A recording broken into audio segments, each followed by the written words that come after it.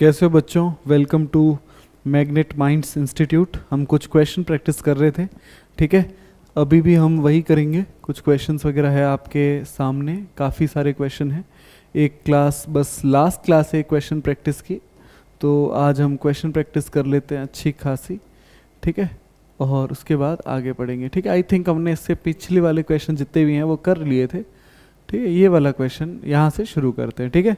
The molar elevation constant is the ratio of molar elevation constant is the ratio of in the boiling point ratio of the elevation in boiling point। तो elevation in boiling point, चलो भाई ये वाला सवाल क्या है। तो molar elevation constant क्या होता है भाई? मोलर एलिवेशन कांस्टेंट कुछ और नहीं है, Kb है, ठीक है। तो आपको पता है Kb के बारे में, तो आपको पता है delta Tb is equal to Kb into M होता है, ठीक है। तो आप ऐसे कह सकते हो कि डेल्टा Tb है एलिवेशन इन बॉइलिंग पॉइंट,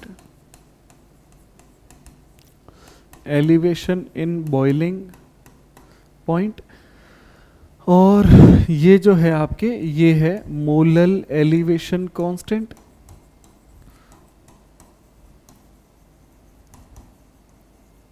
ठीक है। तो के बी बराबर आ जाएगा delta T B upon M. तो डिवाइड में क्या आ गया भाई? मोलैलिटी आया।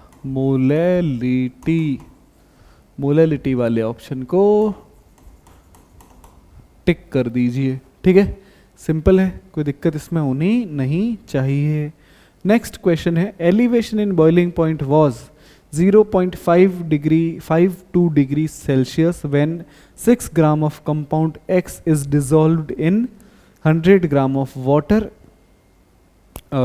मोलर मास, मॉलिक्यूलर मास इसका कैलकुलेट करना है और आपको Kb दिया हुआ है वाटर का, ठीक है। बड़ा ही सरल सा सवाल है, कोई ज़्यादा इसमें दिक्कत आनी नहीं है।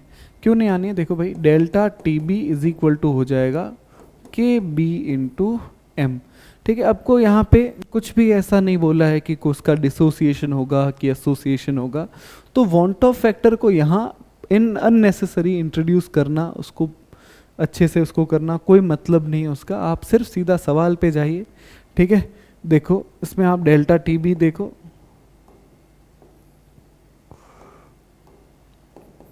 डेल्टा Tb, अच्छा आपको डेल्टा Tb तो दिया हुआ ही है। डेल्टा Tb कितना दिया हुआ है? 0.52। Kb भी कितना है? 0.52। और यहाँ पे आप फॉर्मूला लगा दो, Wb इंटू क्या आएगा? 1000 अपॉन Mb इंटू क्या आएगा? Wa, ठीक है। अब देखो, अब इस सवाल को सॉल्व करो, ये सीधे ही कट गए, तो आपके आ गया 1 इज इक्वल टू Wb आपको कितना दिया हुआ है? 6 ग्राम। 1000 की जगह आ जाएगा 1000। मोलर मास आपको कितना है? मोलर मास कितना दिया हुआ है? Mb मोलर मास है। मोलर मास कितना दिया हुआ है? मोलर मास आपको फाइंड करना है, तो आप इसको Mb लिख दो। और आप क्या करो, और वेट, सॉल्वेंट का वेट कितना है? सॉल्वेंट का वेट देखो आपको 100 ग्राम यहाँ पे दिया हुआ है, ठीक है। तो आप इसको बस आगे सॉल्व करते जाइए। सॉल्व करोगे तो क्या आएगा भाई? देखो कोई इसमें दिक्कत परेशानी वाली बात है भी नहीं। आप 2 0 से 1 0 1 0 2 0 2 0, ठीक है। आप Mb को इधर भेज दो, तो Mb बराबर हो जाएगा 60 ग्राम। कितना हो जाएगा? 60 ग्राम। 60 ग्राम कौन सा ऑप्शन है? सेकंड ऑप्शन है। Second option will be the correct answer. Second option will be the correct answer, ठीक है। आई थिंक इसमें कोई दिक्कत नहीं होगी आपको। नेक्स्ट स्लाइड, नेक्स्ट क्वेश्चन, अगला सवाल आपकी कंप्यूटर स्क्रीन पर या मोबाइल स्क्रीन पर ये रहा। N aqueous solution containing 1 gram urea boils at 100 degree 100.25 degree Celsius. The aqueous solution containing 3 gram glucose in same volume will boil at। चलो भाई, बढ़िया सवाल है ये। अपना ये सवाल पहले ही पूरी स्लाइड भर लेगा, अगले वाले को अगले वाले पे कर लेंगे, कोई वो बाद की बात है। पहले इसको कर लेते हैं, ठीक है। क्या क्या दिया हुआ है? तो आपको बोला है कि भाई 1 ग्राम यूरिया, ओके। और उस यूरिया के लिए जो बॉइलिंग पॉइंट आता है टी बी बॉइलिंग पॉइंट को अगर मैं टी बी लिखता हूँ तो वो आता है 100.25 डिग्री सेल्सियस, ठीक है। और एक्वस, अगर सॉल्यूशन एक्वस है तो बड़ी ही सरल सी बात है, अगर सॉल्यूशन एक्वस है तो बहुत सिंपल सा हिसाब है कि भाई वाटर होगा, अगर वाटर होगा तो आप यहाँ से सीधा सीधा कह सकते हो कि जो डेल्टा टी बी है वो आपके 0.25 डिग्री सेल्सियस आ जाएगा। कितना आएगा? 0.25 डिग्री सेल्सियस। अब इसके बाद अगर एक एक्वस सॉल्यूशन है जिसमें 3 ग्राम ग्लूकोज है और सेम वाटर में ही बॉईल कर रहे हैं, अमाउंट ऑफ वाटर हमने क्या रखा है? सेम रखा है। यहाँ पे फॉर्मूला पहले लगाते हैं ना, यहाँ पे अपन सबसे पहले एलिवेशन इन बॉइलिंग पॉइंट का फॉर्मूला लगाते हैं।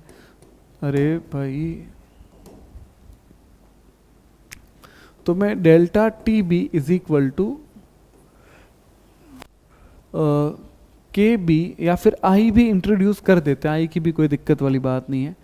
आई into K B into M करता हूँ, ठीक है। तो डेल्टा टी बी आपके हो जाएगा 0.25 इक्वल टू आई की वैल्यू आप 1 ले लो, के बी आपको पता है, वैसे आपको याद होता है 0.52 होगा। और मोलैलिटी में आप यहाँ पे, अब मोलैलिटी का फॉर्मूला बार बार लिखने का कोई खास लॉजिक बनता नहीं है, तो आप सीधा 1 लिख दो। 1 ग्राम यूरिया है, ऊपर में आ जाएगा 1000, नीचे आ जाएगा यूरिया का मोलर मास। यूरिया का मोलर मास आपको अब तक तो याद हो ही गया होगा, 60 होता है, ठीक है। और आपको वेट आपको पता नहीं है, WA आप ले लो, ठीक है। तो आपको डेल्टा बी मिल जाएगा। WA की वैल्यू आप यहाँ या चाहो तो यहाँ से WA की वैल्यू निकाल लो, ठीक है। या फिर आप क्या कर सकते हो, चाहो तो ये भी देख सकते हो, ठीक है। अब दूसरा पार्ट अगर इस क्वेश्चन का मैं देखूं तो यहाँ से मैं एक काम करता हूँ, WA की वैल्यू निकाल लेता हूँ, ठीक है, ताकि मेरे को आगे परेशानी ना आए। WA की वैल्यू कैसे निकालूंगा? तो मैं क्रॉस मल्टीप्लाई करूंगा, तो WA आ जाएगा इधर, ये आ जाएगा 0.52, एक जीरो से एक जीरो एटलीस्ट इतना तो काम कर ही सकते हैं, इनटू में आ जाएगा 100, डिवाइड में आ जाएगा 6 इंटू 0.25, ठीक है। इसको थोड़ा और सॉल्व करते हैं। इसको अगर थोड़ा और सॉल्व करें तो आई थिंक ये आपके इस तरह से आ जाएगा। 6 को अगर मैं 0.25 से मल्टीप्लाई करूँगा तो आपके 1.5 आ जाएगा, और ऊपर आपके ये जो डेसिमल है ये हट जाएंगे और आ जाएगा 52।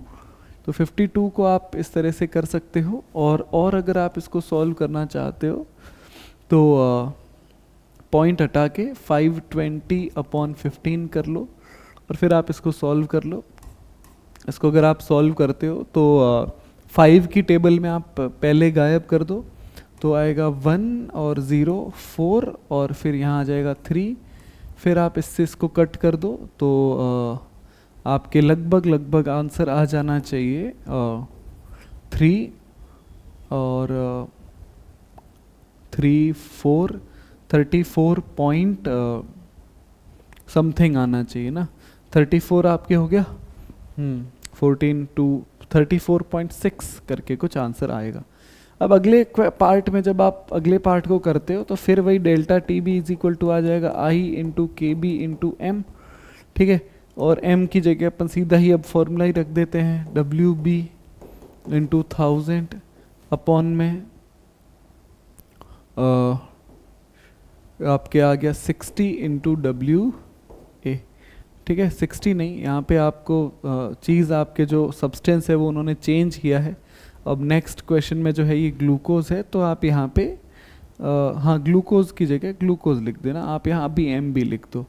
तो डेल्टा टी बी की वैल्यू आपको कैलकुलेट करनी है। आई होगा 1, ये होगा 0.52, मास आपको दिया है 3 ग्राम, ये आ जाएगा 180, यहाँ आएगा 1000, और यहाँ आपके आ जाएगा, आप ऐसे भी चाहो तो कर सकते हो, वरना आप वही 52/1.5 भी कर सकते हो। और 1.5 जो है ये अपना चला जाएगा कहाँ, ऊपर चला जाएगा, ठीक है। 1.5 जो है वो ऊपर चला जाएगा, ठीक है। तो इजी हो जाएगा। और क्यों बच्चों? क्योंकि आपको पता है ये इससे कट जाएगा, यहाँ आ जाएगा आपके 100 के 2 0, आप 1 0 2 0 3 1 0 2 0 3 0 2 0 और ये 3 0 आप इससे गायब कर दो, ठीक है। पीछे क्या बचा, डेल्टा टी बी बचा। डेल्टा टी बी आपके हो जाएगा 3 इंटू 1.5 डिवाइड बाय 18, है ना। तो ये आपके हो गया 4.5 डिवाइड बाय 18, तो ये आपके आ जाएगा 1.4, और 1.4 होता है 0.25। कितना होगा, 0.25। तो आंसर तो सेम ही आ गया भाई। इतना परेशान हुए, आंसर क्या आया, सेम आया। इतना परेशान हुए फिर भी आंसर क्या आया, सेम आया। और अगर अपन इसको सवाल को कॉमन सेंस से करते, आप सोचोगे कि सर इसको कॉमन सेंस से कैसे कर सकते हैं। तो देखो, अगर हमने सेम वॉल्यूम लिया है, किसका, सॉल्वेंट का, अगर वॉल्यूम हमने क्या लिया है, सेम लिया है, तो अगर मैं मोल्स ऑफ सॉल्यूट भी सेम ले लूँ तो बॉइलिंग पॉइंट अपने आप सेम आ जाएगा। मोल्स ऑफ सॉल्यूट क्या ले लूँ, सेम ले लूँ, तो बॉइलिंग पॉइंट अपने आप क्या आ जाएगा, सेम आ जाएगा। 1 ग्राम यूरिया, तो 1 ग्राम यूरिया के मोल हो गए 1/60। 3 ग्राम ग्लूकोज, 3 ग्राम ग्लूकोज के मोल हो गए 3/180, वो भी कितना हो गए 1/60। दोनों के मोल क्या है, सेम है, तो एलिवेशन इन बॉइलिंग पॉइंट भी क्या होगा, सेम होगा। ठीक है, आई थिंक आपको ये वाला समझ में आ गया होगा सवाल। इसका जो नेक्स्ट पार्ट है, ये वाला जो पार्ट है, ये अपन अगली स्लाइड पे कर लेते हैं। ठीक है, तो pure benzene freeze at 5.45 degree Celsius. तो प्योर बेंजीन जो है, तो बेंजीन का जो बॉइलिंग पॉइंट है, सॉरी फ्रीजिंग पॉइंट है, सॉरी फ्रीजिंग पॉइंट जो है वो उसको दिया हुआ है 5.45 डिग्री सेल्सियस। ठीक है, और साथ में आपको क्या दिया हुआ है कि at certain place but 0.374 molar solution of tetrachloroethane in benzene freeze at 3.55 degree Celsius. ठीक है, अगर मैं 0.334 मोलर सॉल्यूशन ले लेता हूँ, मोलरिटी आपको दी हुई है, तो जो फ्रीजिंग पॉइंट है वो आपके हो जाता है 3.35 डिग्री सेल्सियस, लगभग आई थिंक यही आपको दिया हुआ है। कितना हो जाता है 374 3.55, 374 3.55, है ना। तो ये देखो, बस इसको थोड़ा चेंज कर लेते हैं, 374 3.55 डिग्री सेल्सियस। ठीक है, तो इसमें कोई खास दिक्कत होनी नहीं चाहिए। इन दोनों टेम्परेचर की हेल्प से हम डेल्टा टी एफ निकाल सकते हैं। तो डेल्टा टी एफ आ जाएगा 5.45 माइनस 3.55। ठीक है, इसमें से आप सीधा ही माइनस कर सकते हो, आपके 1.90 आंसर आ जाएगा। ये आपके डेल्टा टी एफ मिल गया, और डेल्टा टी एफ बराबर होता है आई into K F into M. कितना होता है, आई into K F into M होता है।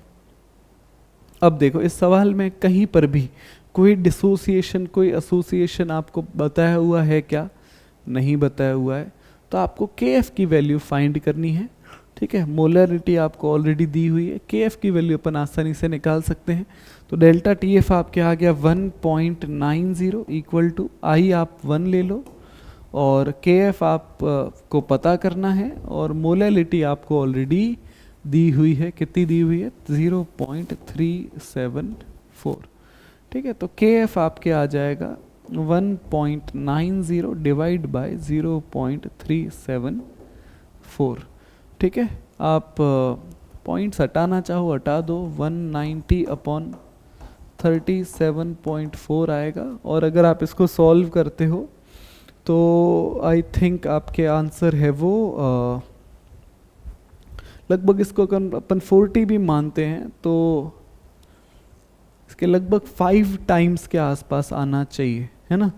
तो 5 टाइम्स अगर अपन देखते हैं तो 5 के आसपास किसका है, तो 5 के आसपास बच्चों यही है ना। के एफ की वैल्यू 5 के आसपास आनी चाहिए। ठीक है, केल्विन केजी पर मोल। ठीक है, बड़ा ही सिंपल सा सवाल था। आपको बस एग्जैक्ट आंसर नहीं चाहिए, आपको बस पता होना चाहिए कि 5 पॉइंट समथिंग आंसर आएगा। ठीक है, सिंपल सा सवाल है, कोई इसमें ज़्यादा दिक्कत रॉकेट साइंस है नहीं। ठीक है, अगले अगले क्वेश्चन की तरफ बढ़ते हैं, ठीक है।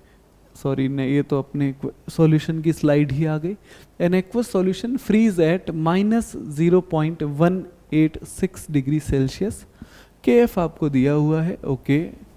तो डेल्टा टी एफ आपको ऑलरेडी दिया हुआ है -0.186 और आपको के एफ दिया हुआ है 1.86, ओके। और के बी आपको दिया हुआ है ओके, के बी भी दिया हुआ है। के बी का क्या करेंगे भाई, देखो के बी दे दिया है 0.512, okay. What is the elevation of boiling point, ठीक है। चलो भाई बढ़िया सा सवाल है, बढ़िया से फॉर्मूले से करवाता हूँ मैं आपको। डेल्टा टी एफ होता है आई into K F into M, और डेल्टा टी बी होता है आई into K B into M. तो अगर मैं m देखूं तो m बराबर आ जाएगा delta T F upon I into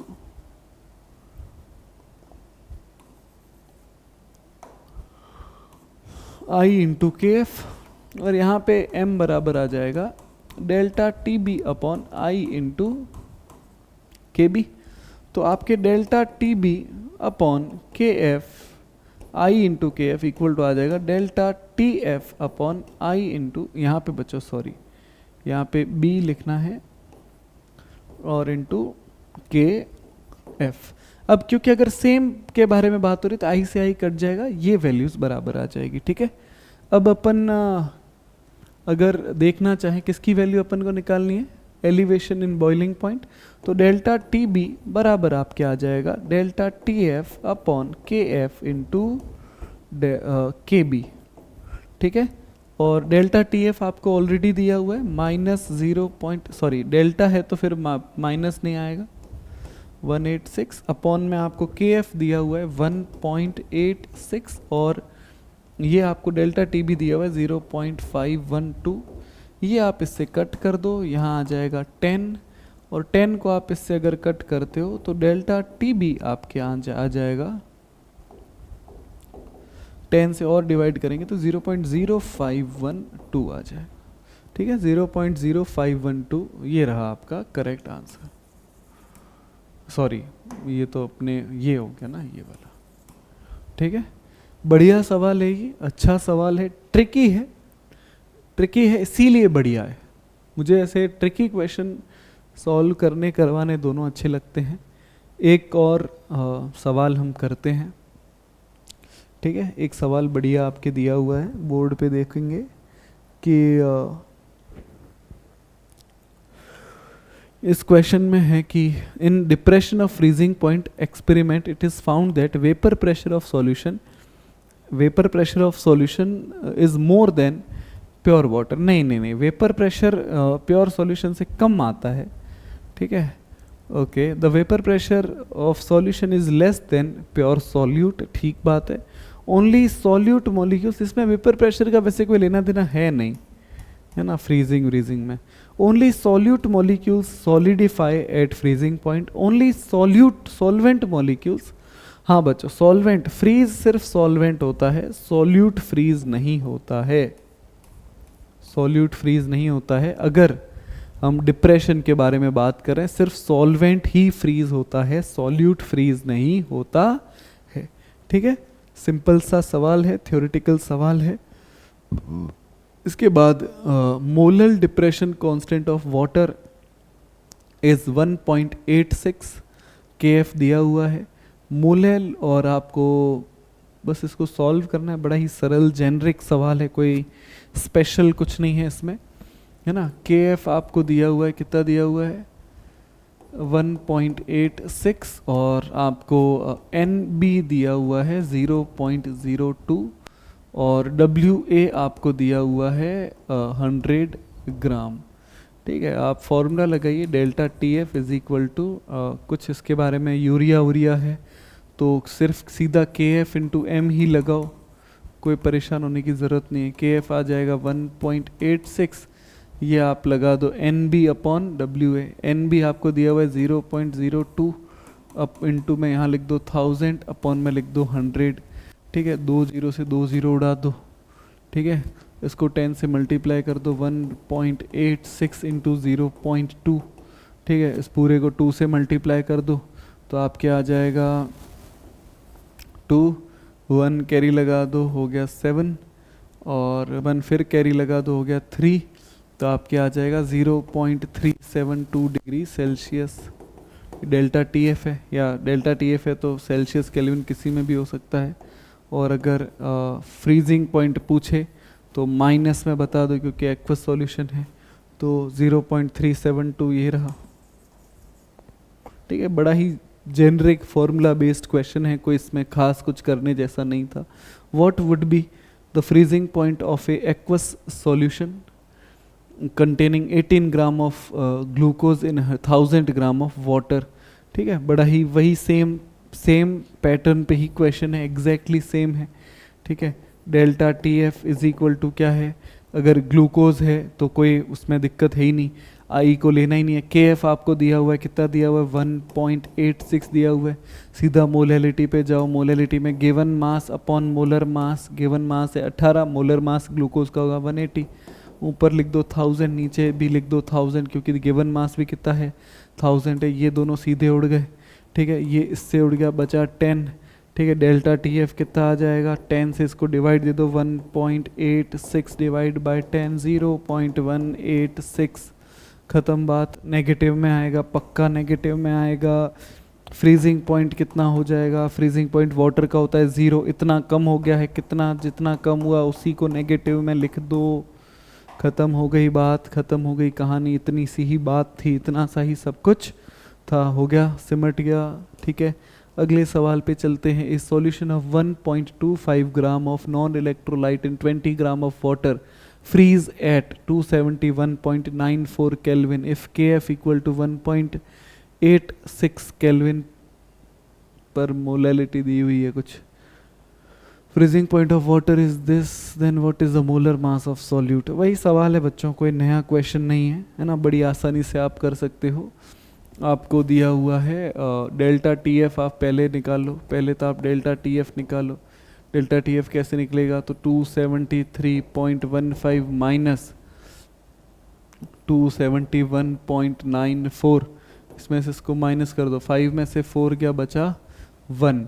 ठीक है, फिर 11 में से 9 गए बचे 2, फिर 2 में से 1 गया बचा 1, और 7 7 सब चले गए, तो 1.21 आपके डेल्टा टी एफ आ गया। ठीक है, डेल्टा टी एफ कितना आ गया 1.21।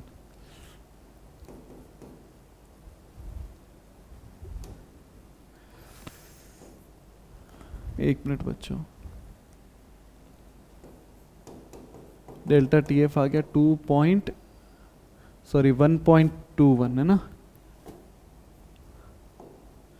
1.21। ओके, अब क्या करेंगे, लगाएंगे फॉर्मूला। फॉर्मूला किसका लगेगा, के एफ देखो भाई, delta T F is equal to non electrolyte है तो के एफ सीधा आपको दिया हुआ है 1.86 इंटू डब्ल्यू बी।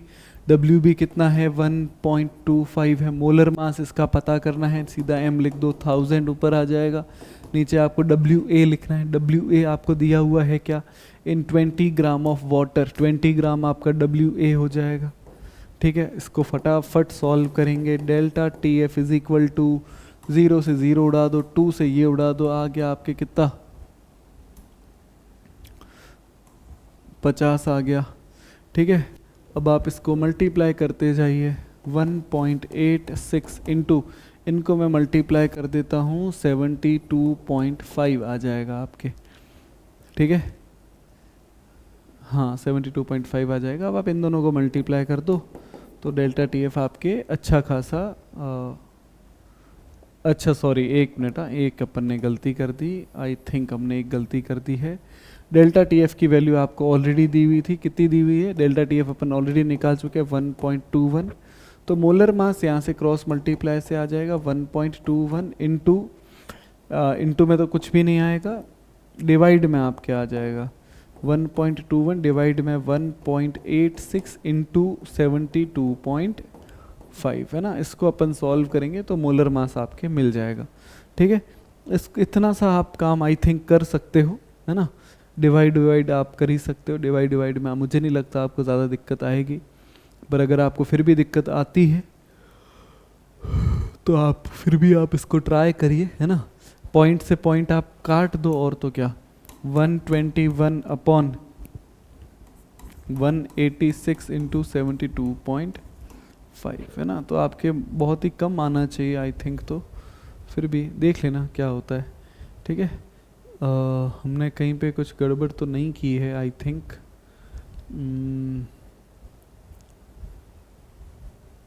हाँ यही आना चाहिए। मोलर मास ऊपर चला जाएगा, 1.21 नीचे आ जाएगा। अच्छा अपन ने थोड़ा उल्टा काम कर दिया, सॉरी बच्चों, माय मिस्टेक। एक मिनट, हाँ इसको थोड़ा सा चेंज कर देते हैं। मोलर मास ऊपर चला जाएगा तो 1.86 इंटू 72.5 डिवाइड बाय 1.21 आ जाएगा, और फिर आप इसको सॉल्व करके आंसर निकाल सकते हो, ठीक है। और इसके बाद a thin slice of sugar beet is placed in concentrated solution of NaCl, then अगर हम एक शक्कर की कोई पतली सी शीट रख देते हैं पानी के सॉल्यूशन के अंदर तो क्या होगा।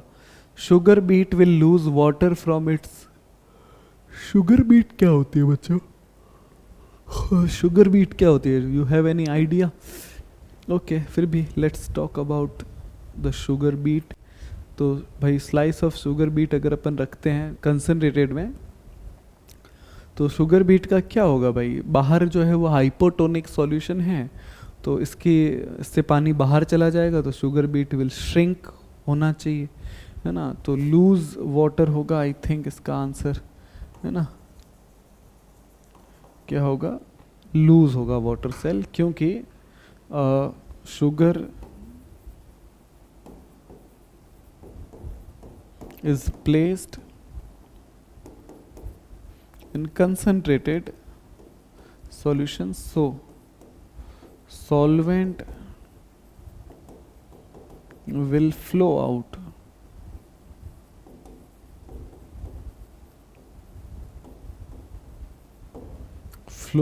of sugar beet, ठीक है भाई, सिंपल है। इसके बाद अगले क्वेश्चन पे चलते हैं। In osmosis, net flow of solvent molecule is from higher concentration to lower concentration, ठीक है। solvent molecules occur from lower concentrated solution to higher concentrated solution, ये वाली बात बेटर है। solute molecules occur from solute, देख भाई solute वाले option सीधे कट करो, कोई मतलब ही नहीं है ना। फिर लोअर कंसनट्रेटेड से हायर कंसनट्रेटेड की तरफ मूवमेंट होता है, क्योंकि सॉल्वेंट होता है वो वहाँ ज़्यादा होता है, तो ये वाला आंसर सही हो जाएगा, ये गलत हो जाएगा। At constant temperature osmotic pressure of a solution is, osmotic pressure of solution तो pi is equal to CRT है, तो देख लो कांस्टेंट टेम्परेचर है तो डायरेक्टली प्रोपोर्शनल टू कंसंट्रेशन। हाँ भाई, directly proportional to concentration, simple सा सवाल है, फॉर्मूला बेस्ड सवाल है, इसमें कोई दिक्कत वाली बात आई डोंट थिंक है, ठीक है। फिर इसके बाद अगले पे चलिए, थ्योरेटिकल सवाल है तो अब तो अपन फटाफट करते जाएंगे। आप इसमें से किसको सेमी परमिएबल मेम्ब्रेन की तरह यूज़ कर सकते हो, ठीक है। अगर ऐसा कोई सवाल वगैरह आ जाए तो आपके NCERT में कुछ दे रखा हो तो देखना, ठीक है। मैं ये क्वेश्चन आपको वापस से दोबारा करवा दूंगा बाद में, अभी मुझे भी चेक करना पड़ेगा, ठीक है। कैल्शियम सल्फेट चूना होता है, नहीं यूज़ कर सकते। बेरियम ऑक्जेलेट, निकल फॉस्फेट, कॉपर फेरोसाइनेट देखने पड़ेंगे सब। If 0.1 molar solution of glucose and 0.1 molar solution of urea are placed in two sides of a semi permeable membrane at equal height, देखो बच्चों इन दोनों में कंसंट्रेशन क्या है, सेम है, कंसंट्रेशन सेम है, तो ये दोनों जो होंगे वो आइसोटोनिक सॉल्यूशन होंगे, तो सॉल्वेंट का मॉलिक्यूल का कोई मूवमेंट होगा ही नहीं, है ना। तो आप इसमें कह सकते there will be no net movement, ठीक है। क्यों होगा? क्योंकि बच्चों C1 इक्वल टू C2, तो सॉल्यूशन विल बी आइसोटोनिक, ठीक है। इसके बाद if mole fraction of solvent in solution decrease, then vapour pressure, mole fraction अगर डिक्रीज होगा तो क्या होगा, मोल फ्रैक्शन डिक्रीज होगा तो vapour pressure of solution increase होगा, बॉइलिंग पॉइंट डिक्रीज होगा और ऑस्मोटिक प्रेशर है वो इंक्रीज होगा। ठीक है, तो आप ऐसा कह सकते हो सॉल्वेंट का अगर मोल फ्रैक्शन डिक्रीज होता है तो वेपर प्रेशर इंक्रीज नहीं होगा बच्चों, वेपर प्रेशर डिक्रीज होगा, ये गलत हो जाएगा। बॉइलिंग पॉइंट है वो इंक्रीज होगा, ठीक है, और ऑस्मोटिक प्रेशर है वो इंक्रीज होगा। ठीक है, ये वाला ठीक होगा, ये वाला भी गलत है। ठीक है, इस क्वेश्चन को थोड़ा देख लेना। इसके बाद आई थिंक नेक्स्ट क्वेश्चन के लिए हम रेडी है। तो नेक्स्ट सवाल आपके है osmotic pressure of a solution increase if, osmotic pressure कब इंक्रीज होगा, जब नंबर ऑफ सॉल्यूट मॉलिक्यूल्स आप बढ़ाओगे, सॉल्यूट मॉलिक्यूल बढ़ाओगे तो कंसंट्रेशन बढ़ेगी, कंसंट्रेशन बढ़ेगी तो ऑस्मोटिक प्रेशर भी बढ़ेगा। Which of the solution are solutions at same temperature will be isotonic, isotonic वो होंगे जिनकी कंसंट्रेशन क्या होगी, बराबर। कंसंट्रेशन तब बराबर होगी जब नंबर ऑफ मोल्स क्या होंगे, बराबर। देखो भाई इसमें फटाफट देखते जाते हैं भाई। वन में क्या है 3.42 डिवाइड बाय 342 कैन शुगर है, ठीक है, और साथ में दिया हुआ है 0.18 डिवाइड बाय 180। अगर मैं इसको कट करता हूँ तो आप क्या आता है 1/100, इसको अगर कट करता हूँ तो ये भी आता है 1/100 आएगा कि 1000 आएगा, ठीक है, ये आपके 1000 आ जाएगा। पॉइंट है वो 3 के पीछे लगा है, यहाँ पॉइंट 2 के पीछे लगा है, तो ये आइसोटोनिक नहीं होंगे, आइसोटोनिक नहीं होंगे। अरे भाई रुक जा। ओके, सेकंड देखो 3.42 डिवाइड बाय 342 1/100, और दूसरा वाला क्या है 0.18। देखो बच्चों इनमें अमाउंट सेम था, इनमें अमाउंट क्या था, सेम था। इसमें देखो अब अगर मैं इसको 1 लीटर में ले रहा हूँ तो, और इसको मैं अगर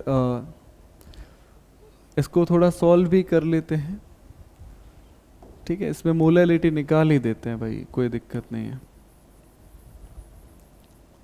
ठीक है, तो इसमें अगर मैं मोलैरिटी अगर निकालता हूँ तो वो आपके हो जाएगी 3.42 अपॉन 342, और यहाँ पे कितने लीटर में है बच्चों, 1 लीटर में है, तो आप मल्टीप्लाई में 1 कर दो, ठीक है, और यहाँ पे 1 कर दो। पर अगर आप इधर मोलैरिटी निकालते हो तो आपके आ जाएगा 0.18 डिवाइड बाय 180, और इनटू में यहाँ 1000 लिख दो और यहाँ 100 लिख दो, ठीक है, तो ये 2 0 चले गए, तो ये आपके ये मोलैरिटी भी आ जाएगी। मोलैरिटी यहाँ बच्चों आपके आ जाएगी 1/100, और यहाँ पे भी मोलैरिटी आपकी आ जाएगी 1/100, ठीक है।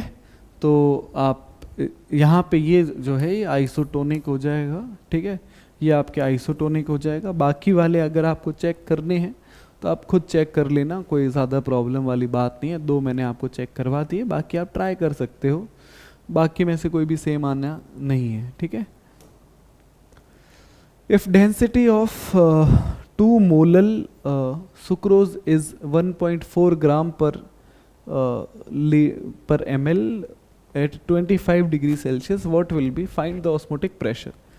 तो भाई मोलैलिटी दी हुई है 2, इसका मतलब 2 मोल सुक्रोज है इन 1 kg वाटर, ठीक है। तो अब आप देख सकते हो, तो आप यहाँ से वेट निकाल लो, 1 मोल का वेट होता है तो 2 × 342 ग्राम प्लस 1 kg है ना, प्लस 1000 ग्राम, तो आप इसको टोटल ऐड करते हो तो वेट ऑफ सॉल्यूशन आपको मिल जाएगा 684 प्लस 1000 इक्वल टू हो जाएगा 1684 ग्राम, ठीक है। और अगर आपको वॉल्यूम ऑफ सॉल्यूशन चाहिए तो आपको पता है डेंसिटी होती है मास बाय वॉल्यूम, तो वॉल्यूम हो जाएगा मास बाय डेंसिटी। तो आप यहाँ से सीधा सा फॉर्मूला लगा दो, वॉल्यूम आपको मिल जाएगा 1684 डिवाइड बाय डेंसिटी दी हुई है आपको 1.4। ठीक है, यहाँ से आपको क्या मिल जाएगा बच्चों, वॉल्यूम मिल जाएगा। अब आप मोलैरिटी निकाल सकते हो ना, अब आप सीधा ऑस्मोटिक प्रेशर पे भी जा सकते हो। Osmotic pressure pi equal to हो जाएगा मोलैरिटी। मोलैरिटी में देखो बच्चों, आपको N B upon volume of solution. ठीक है, ये बच्चों जो वॉल्यूम ऑफ सॉल्यूशन आएगा वो ml में आएगा, तो ऊपर अपन को 1000 से मल्टीप्लाई करना पड़ेगा। ATM में अगर सारी यूनिट दी हुई तो 0.0821 और टेम्परेचर 25 डिग्री सेल्सियस दिया है, केल्विन में चेंज करोगे 298 हो जाएगा। ठीक है, अब इसी को अपन और आगे सॉल्व करते हैं अगर, तो नंबर ऑफ मोल 2 है,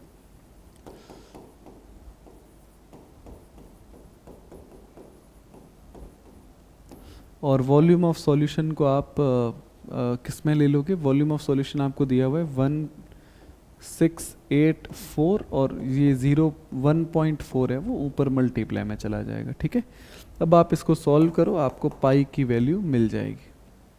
ठीक है, अब इसको ट्राई करें, तो ट्राई करें अगर तो 1 6 7 हो गए, 7 और 8 हो गया 15, 15 और 4 19। ये 3 की टेबल से तो जा नहीं रहा है, 2 की टेबल से कट करते हैं एक बार, 2 से ये कट कर देते हैं, तो आपके आ जाएगा 842 है ना, 842 है। 842 को अगर मैं फिर 2 की टेबल से अगर मैं उड़ाता हूँ तो मेरे को मिल जाता है 421 है ना, 421 आपको मिल गया। 421 है तो फिर आप इसको आप कर सकते हो 149 है ना। फिर 7 की टेबल में क्या ये जाएंगे क्या, दोनों नहीं जाएंगे, वो भी नहीं जाएगा, ये भी नहीं जाएगा।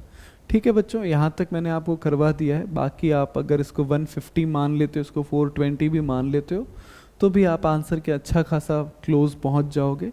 ठीक है, पहले तो पॉइंट्स वगैरह हटाने की कोशिश करते हैं, तो आपके आ जाएगा 821 multiplied by 149 into 1.4 divide by आ जाएगा 421 है ना। अगर आप इसको कट करते हो तो आप ऐसे कह सकते हो कि लगभग लगभग ये इसके डबल आएगा, और अगर मैं इसको इसके डबल करूँगा तो 300 इंटू 1.4, तो आपके लगभग 4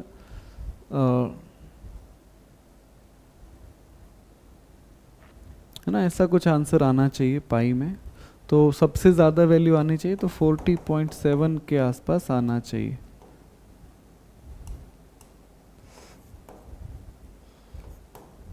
तो ये वाला आंसर आई थिंक होना चाहिए। ठीक है, इसके अलावा तो मुझे लगता नहीं हमने कहीं कुछ गड़बड़ वगैरह की है।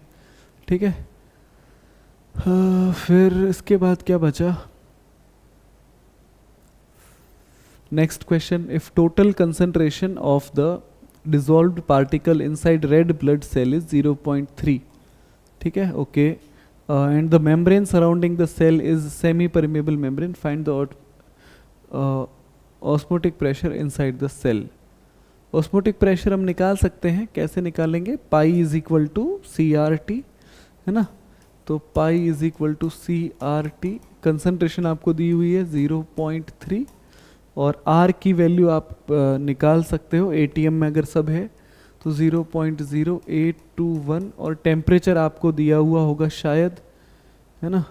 टेम्परेचर अगर आपको नहीं दिया हुआ है तो आप 25 ही मानो, और क्या 300 मान लो, तो आप इसको सीधा सीधा सॉल्व कर सकते हो, आपको आंसर मिल जाएगा। ठीक है, तो बड़ा ही सिंपल सा सवाल है, अप्रॉक्सीमेट आपको ये बोली हुई है वैल्यू। फिर आप नेक्स्ट पे जाइए, equal volume of 0.1 molar urea and 0.1 molar glucose is mixed, the mixture will have अगर हम इक्वल वॉल्यूम मिक्स करते हैं, कंसंट्रेशन सेम है, तो कोई फ़र्क नहीं पड़ेगा, कोई फ़र्क नहीं पड़ेगा, सेम सेम ऑस्मोटिक प्रेशर होगा, सेम ऑस्मोटिक प्रेशर होगा, ठीक है, क्योंकि कंसंट्रेशन है वो ओवरऑल सेम रहेगी ना, ठीक है। तो ये आई थिंक आपको समझ में आ गया होगा। Osmotic pressure of a solution आपको निकालना है, डेंसिटी आपको दी हुई है, containing 3 gram glucose, molecular mass दे रखा है, ऑस्मोटिक प्रेशर अपन इसका निकाल लेते हैं भाई। अगर ये दिया हुआ है, मास और वॉल्यूम सेम हो जाएंगे आपके, 1 ग्राम पर ml है, तो आप बड़ी आसानी से pi is equal to CRT का फॉर्मूला लगाओ, मोलरिटी के हिसाब से।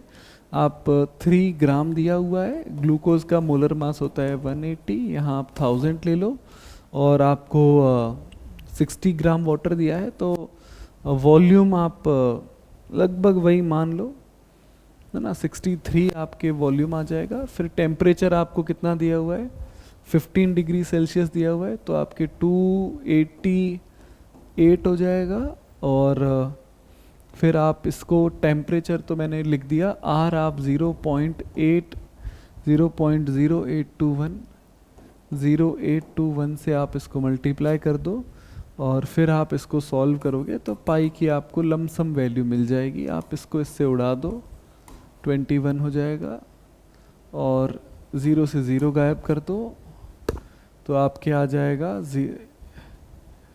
8.21 इंटू 288 अपॉन 18 इंटू 21, है ना, यहाँ से आपको पाई की वैल्यू मिल जाएगी, ठीक है। इतना मैंने आपको सॉल्व करवा दिया, बाकी आप आराम से खुद ट्राई करके आंसर तक पहुँच सकते हैं।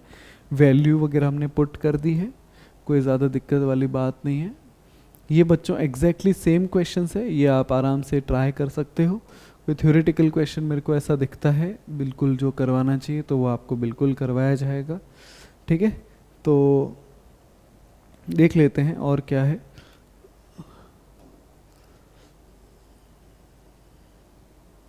सॉरी, ये इस स्लाइड पे थे हम।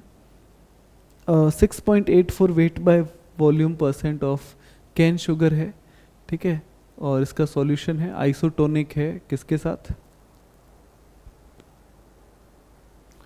Is isotonic with 1.52% weight by volume solution of thiocarbamide, then molecular weight of. चलो एक काम करते हैं, हमारे पास कितनी स्लाइड्स और एक बार देख लेते हैं, अगर हमारे पास ज़्यादा कंटेंट बाकी है तो और एक लेक्चर ले लेंगे। 49 है, ठीक है, 1 2 3 4 5 और 6, ठीक है, ऐसा कुछ है, तो ठीक है, ये अपन फिर इन बचे हुए क्वेश्चंस को नेक्स्ट क्लास में देख लेंगे। अगर कोई थ्योरेटिकल क्वेश्चन है तो मैं आपको वो अभी बता देता हूँ। जैसे ये वाला एक क्वेश्चन है कि एक इंजेक्शन है, उसको अगर अपन पानी में डिज़ोल्व करते हैं तो उसमें कोई एक इंट्रा वेनस जो होना चाहिए, ये वाले ऑप्शन गलत है। फिर एट पर्टिकुलर आयोनिक कंसंट्रेशन, ठीक है, और that matches ionic blood plasma concentration, ठीक है, सॉल्ट्स एट पर्टिकुलर आयोनिक, पहले आयोनिक आएगा फिर ब्लड प्लाज्मा आएगा, ठीक है। Equimolar mixture of A and B show depression in freezing point in the ratio of 2:1, the remain in normal state in solution, B will be. अगर अपन दोनों का A और B का रेशियो है तो A जो है A remains in normal state in the solution, B is in depression in freezing point है, वो A का जो है वो ज़्यादा आया है तो B का कम आया है। इसका मतलब जो I की वैल्यू है वो A की ज़्यादा है B से, और I की वैल्यू अगर 1 है तो B की वैल्यू है वो IB की वैल्यू 1 से कम है, और अगर 1 से कम है तो इसका मतलब एसोसिएशन हुआ होगा।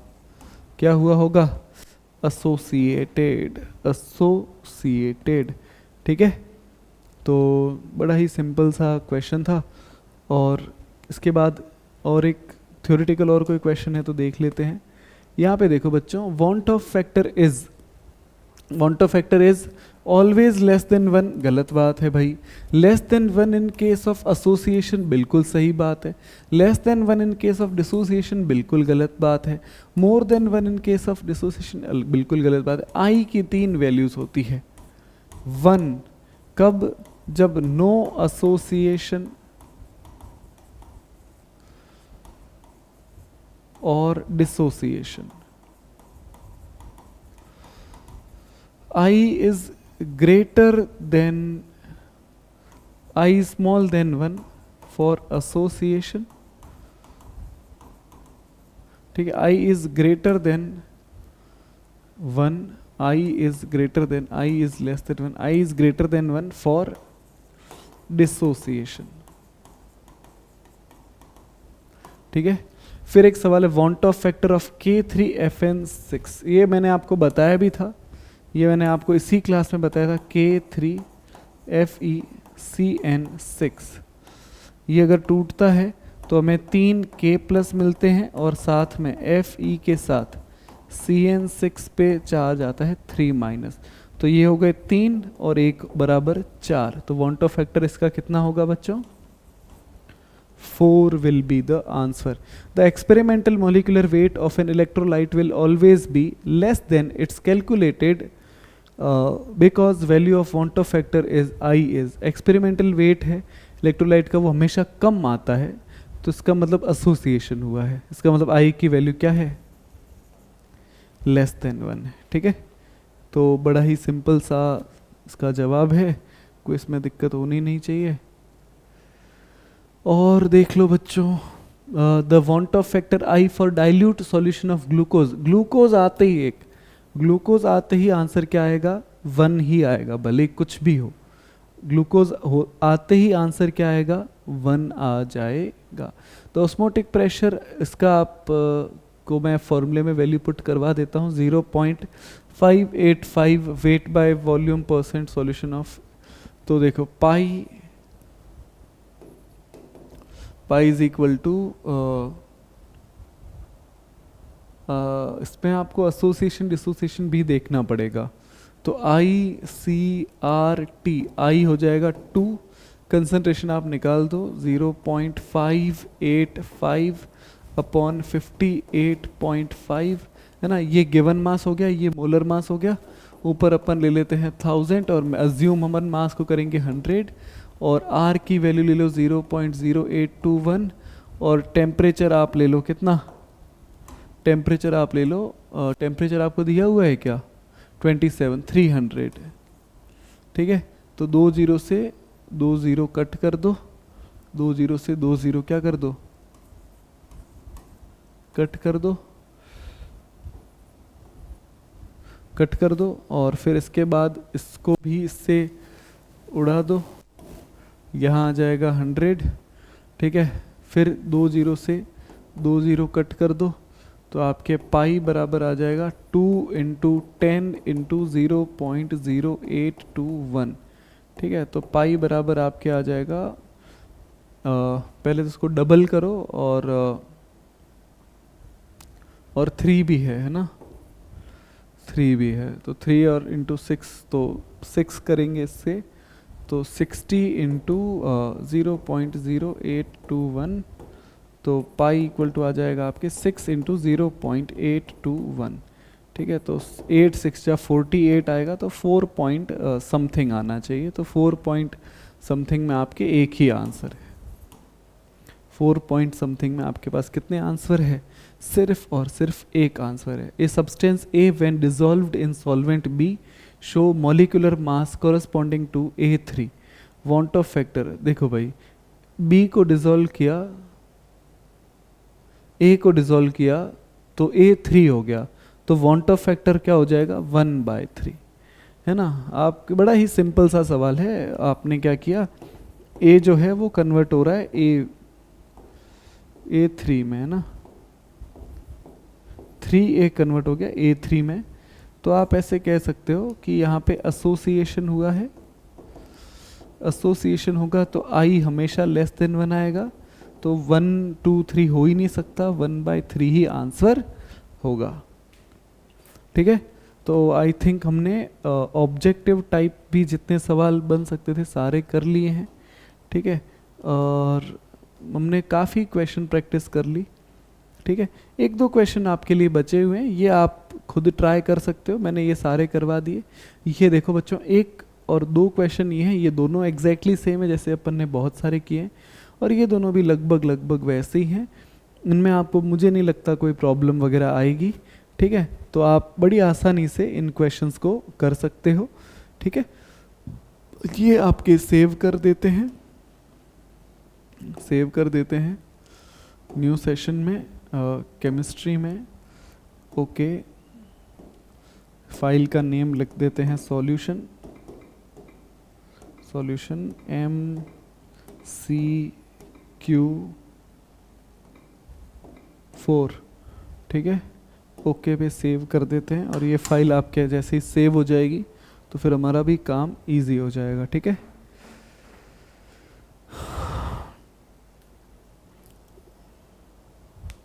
कंप्रेस हो रही है, ठीक है बच्चों।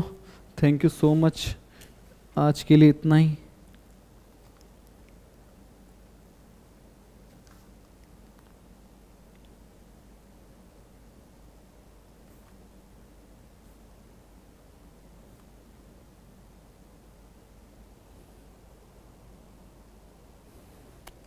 ओके बच्चों, thank you so much. Okay.